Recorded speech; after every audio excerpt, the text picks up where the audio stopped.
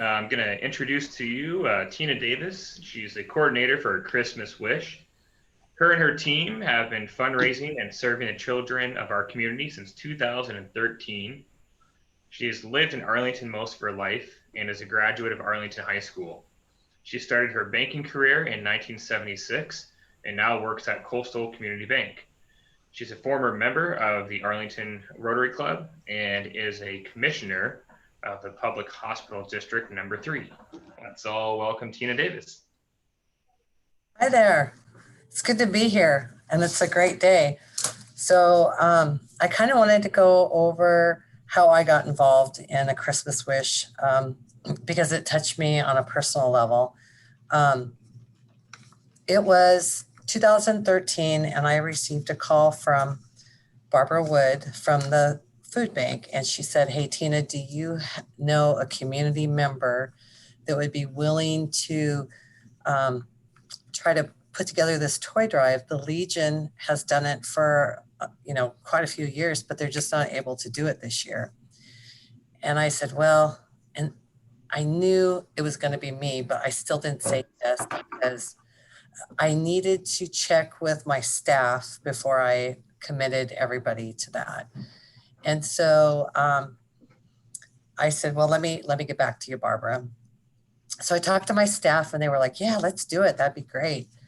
And then I talked to my sister branch, and that's was Vanessa at the time over at the Smoky Point office. And we said, well, you better meet with somebody. Let's see what we're getting ourselves into, because we only had 6 weeks to pull it off. And so we got together with Sarah Katanick, which is a volunteer for the food bank. And she told us, she said, well, it's probably 600 kids.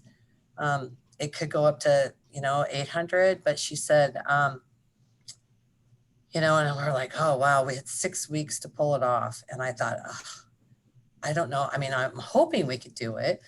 So then Vanessa said, hey, wait a minute, let's think about this. This was the year where banks were really getting a black eye. So we decided maybe we should pull all the banks together. And if you took all of the banks and you times that by however many kids we had at that time, if each bank could just bring in 45 toys each, we would be able to do it. And that's where Operation Christmas Hope started. And I couldn't believe it. We not only did it, we blew it out of the water, and we were able to help all those families. And so each year it's just continued to grow. And we've recruited volunteers. We have people that come back every year. Unfortunately, because of COVID, we're not able to have all the volunteers that we normally do. I was kind of worried that the governor was going to shut us down.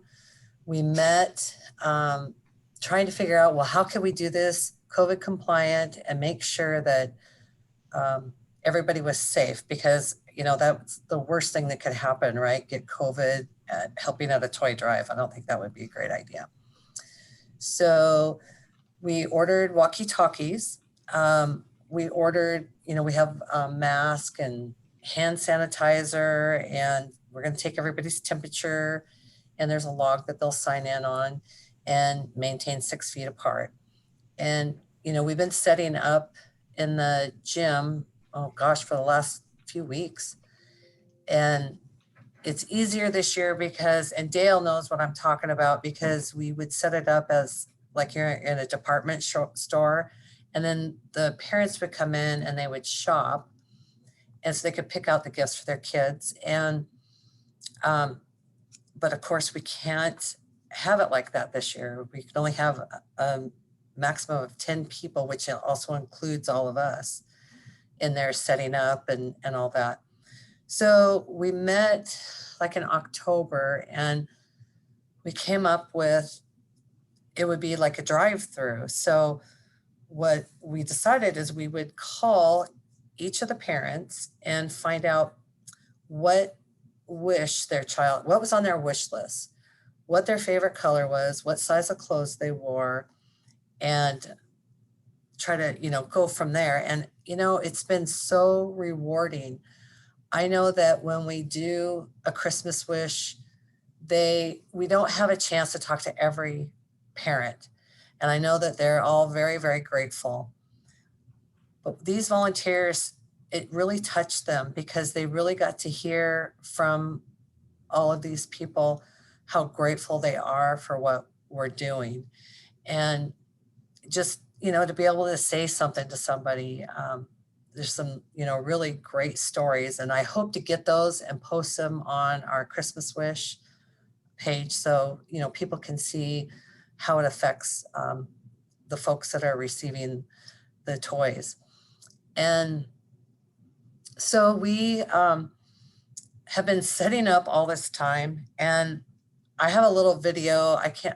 I'm not able to upload it from the bank, but I'll try to get it to Dave or somebody so you can just kind of look and see what it takes to put this together. Anyway, what we're doing now is we take each family at a time and we go around and we shop for them, and we put them in a big Les Schwab bag, and we have them numbered, and aligned in the gym, like 1 to 25, first row, 26 to 50 in the next row. And then we set it up to where parents will come into one parking lot. We'll walkie-talkie over to everybody. Okay, parent number such and such is here. And we'll have the bag ready for them. And we have somebody coming out that will either put them in their car, in the, or in the truck, whatever works. And it's just going to be a drive up toy drive.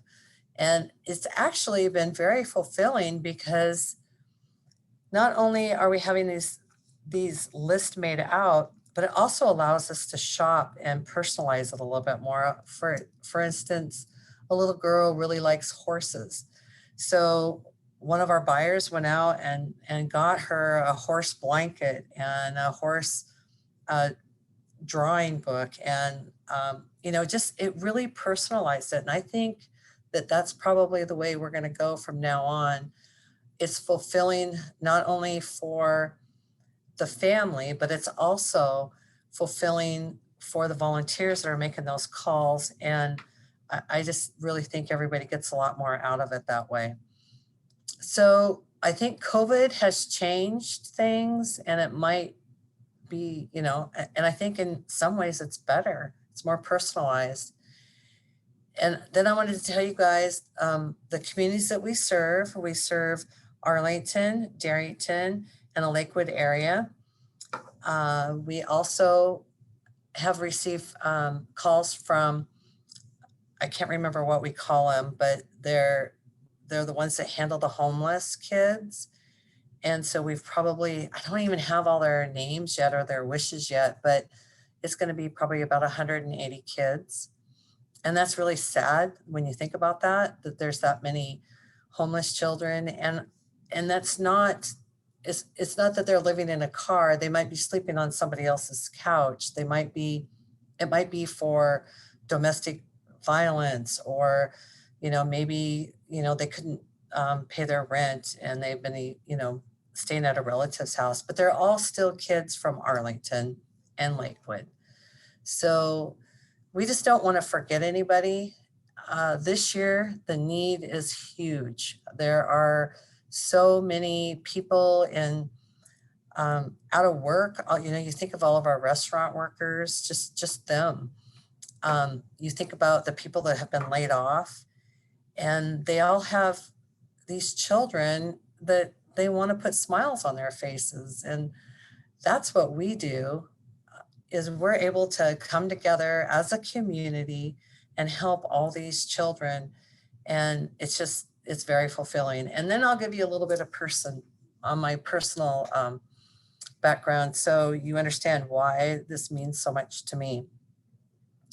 When I was 15 years old, my dad was diagnosed with cancer, inoperable cancer. And that was back in the day, because that was just the other day, right, guys? But that was back in the day when if you signed up for Social Security, it could take like 4 months before you could even get a check. And my dad was working at the Everett Lumber Company, and he was the supervisor of that of that plant. And he worked until he couldn't work anymore. So we started the process. And I mean, I had no idea how long it was going to take, but it was probably 4 months. Somebody somewhere gave our name. And I just remember them pulling up to our house, and they brought boxes and boxes of food. And in those boxes were gifts that were wrapped. And that's what we had for Christmas morning. And I couldn't believe that somebody went out and actually purchased a gift for me and wrapped it for me to have on Christmas morning. And it touched me so much that I knew in the back of my mind, even back then, that someday I was going to repay that.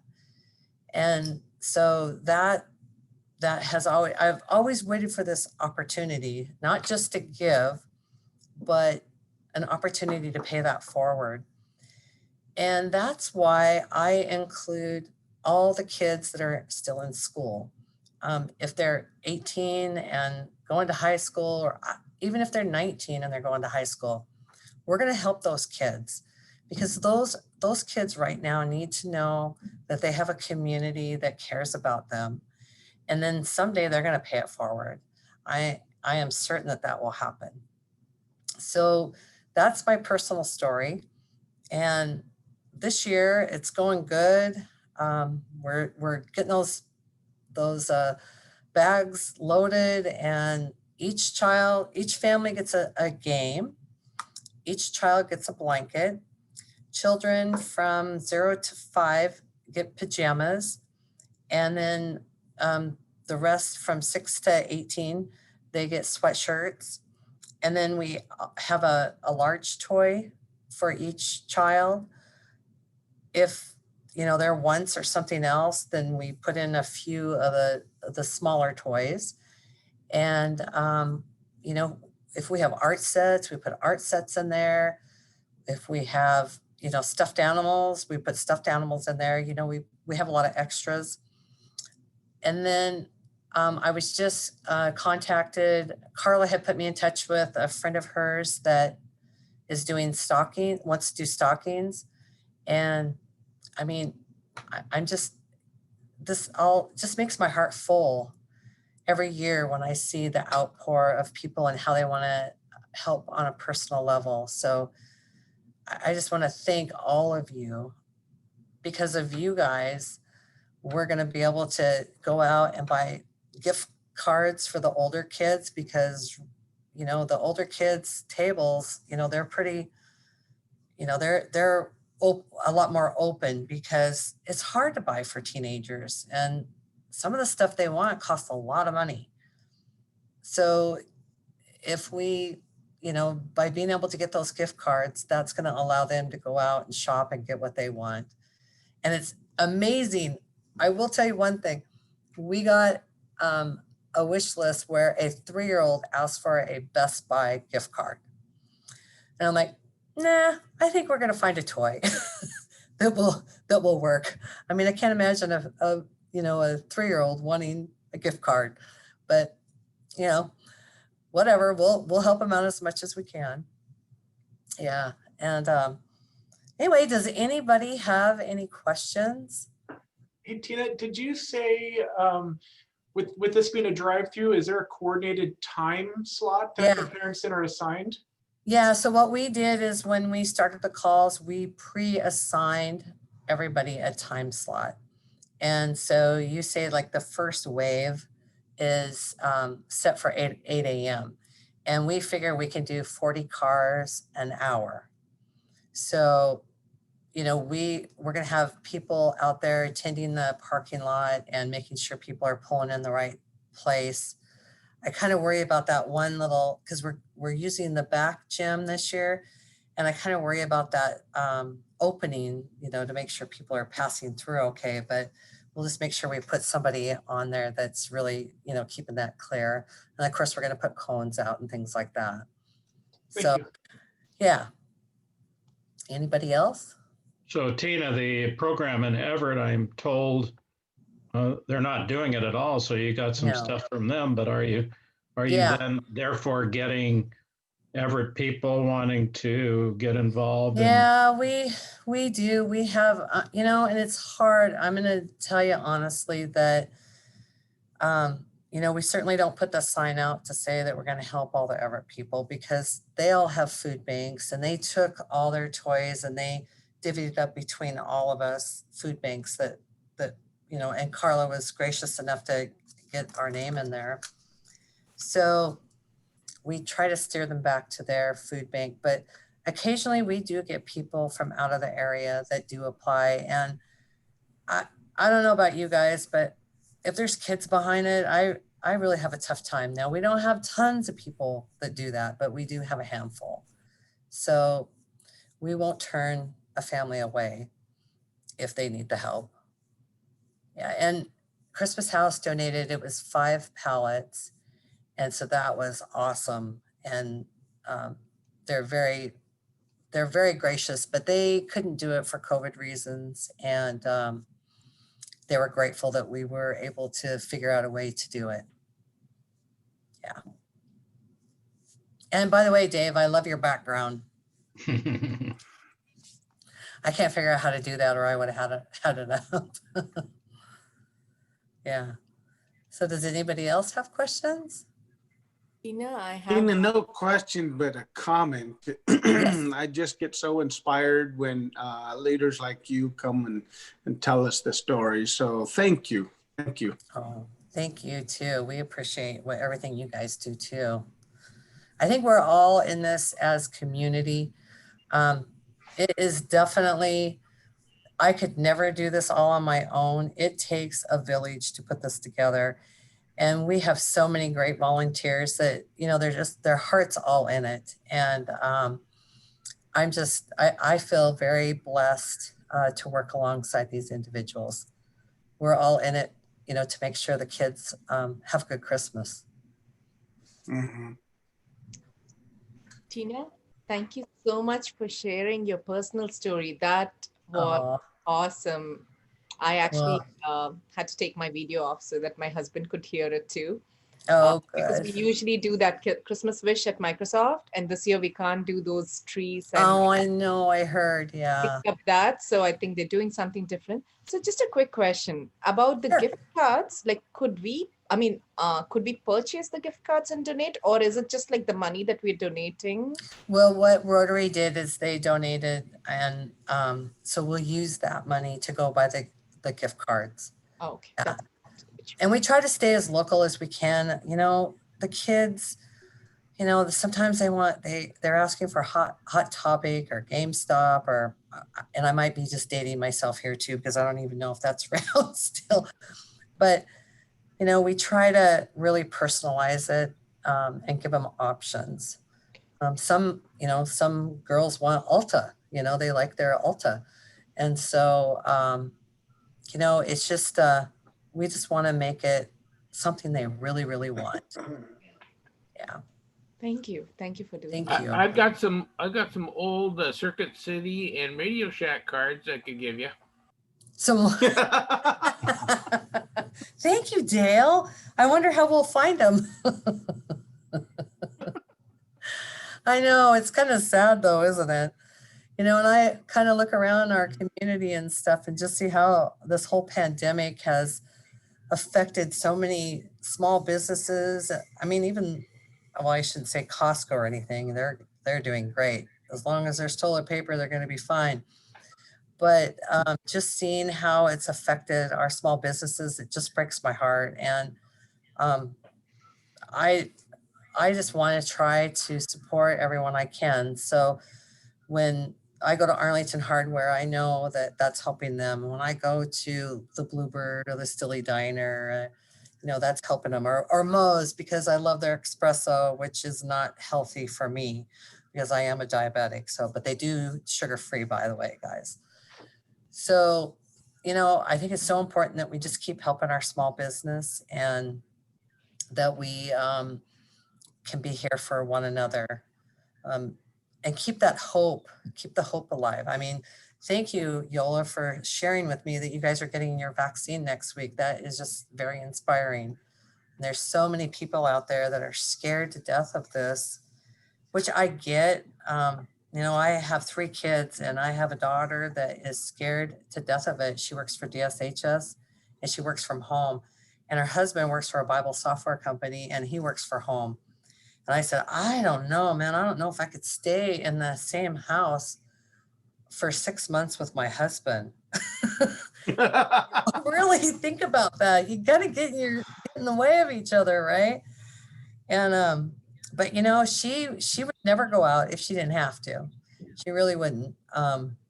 She's scared of it, and that's okay. We have to know that everybody's handling this in a different way.